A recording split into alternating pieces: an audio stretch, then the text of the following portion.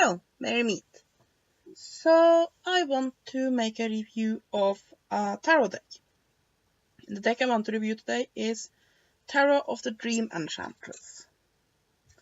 This is made by Los Carabeo. The artwork is by Marco Nizzoli, and I think it's published by Llewellyn.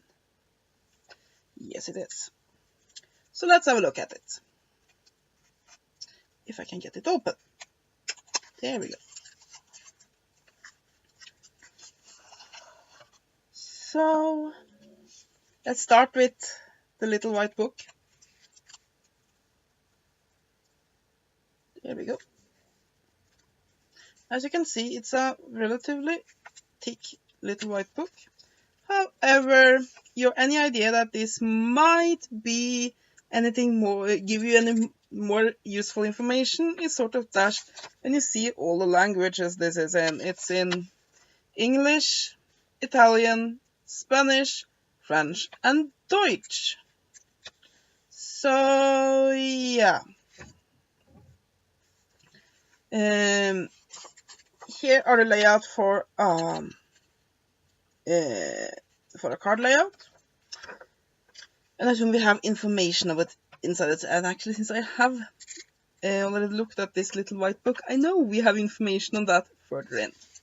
Anyway, we have an introduction about this deck and about how using it, and then of course we have the cards, and like a deck I reviewed not long ago, it's just this tiny little paragraph for each of the major arcana cards, and about the same for the little arcana, which doesn't give you very much to work with. And then you have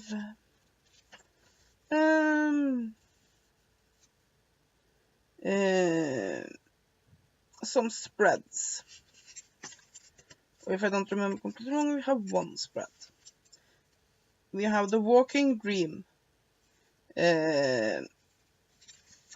spread.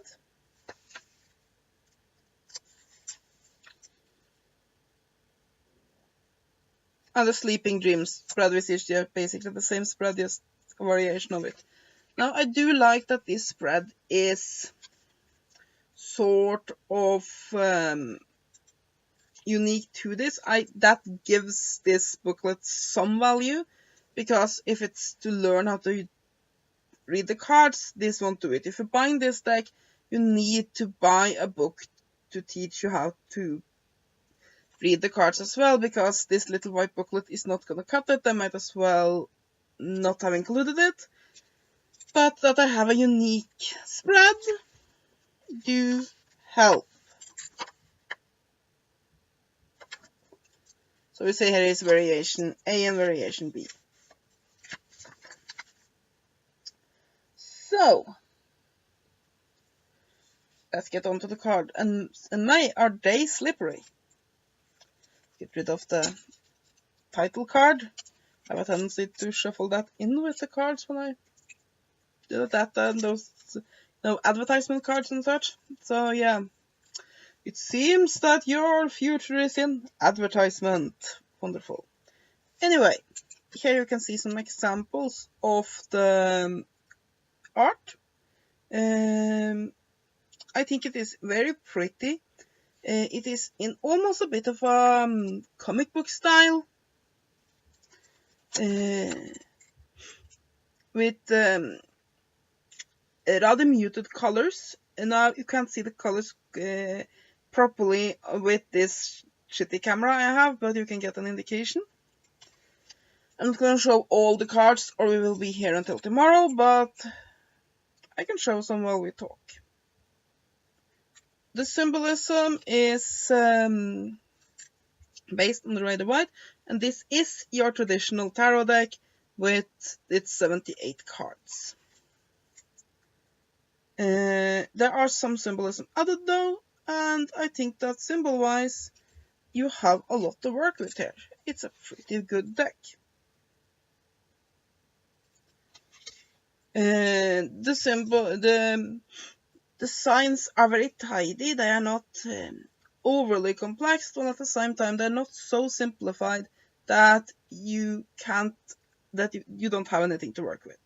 So I think I found a good balance there. This is the back of the cards, which I think is pretty, but rather general. I mean, this looks like the print on your grandmother's shares. Pretty enough, but doesn't really do anything for me. But it's not those we're going to be looking at for the most part. And the cards themselves are very nice.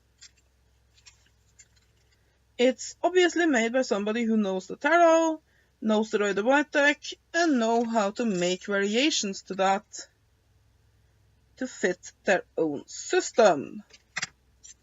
So, yeah. It's a very feminine deck, which can be indicated by its being the Dream Enchantress. Yeah, I forget titles all the time. Anyway, but I'd see no problem with men using it either. I mean, it's not all that, but most of the figures here are indeed feminine. And it do have a very dream-like feel to it. I think this deck would be wonderful for dream work. Usually I use the Crow Magic Tarot for dream work, and have been very happy with that, but I think I will try this one for that as well. Now, so far I am very pleased with this. For divination work, it works very nicely. So if you want a deck that focuses on the feminine, that has, well, this kind of a bit of a cartoony or comic book style art, then this is pretty good. Of course, we always talk about the cardstock. It's acceptable. I would have liked better, but all in all, they don't bend that easily. They seem to hold up fairly well, and yeah, it's decent cardstock. Not great, but decent. So, yeah, let me finish showing you the Major Arcana here, and I'll show you some examples of the Minor Arcana. All in all, I am very pleased with this deck. I think it's great. It does what it wants to do, and it does it very well. And it's one of my favorite of the feminine themed decks that I have. So we're over into the Minor Arcana, into cups here. As you see, even the Minor Arcana are fully illustrated. Here are a court card, and yeah, the ones that made this deck put a lot of work into it. And it shows. It's a pretty good deck.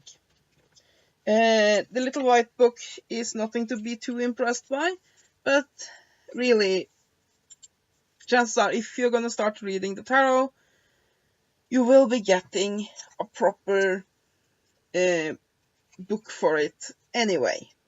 So yeah, I think this will be great for all kinds of meditation and dream work. And it's also a very good divination deck. I see no immediate issues with it. It's not a hugely gimmicky deck, meaning that if you're looking for something very, very different, isn't it? It's a good basic deck. And again, this is one of those products it's really hard to review because, I mean, it's not so great that I can rave about that forever, how amazing it is. But at the same time, it's pretty good, and I can't find any immediate flaws with it, so I can't really say anything else than it's pretty good. I recommend it. It's a pretty decent deck. And that is my review of Tarot of the Dream Enchantress. I hope you have enjoyed this review. Have a great day, and blessed be.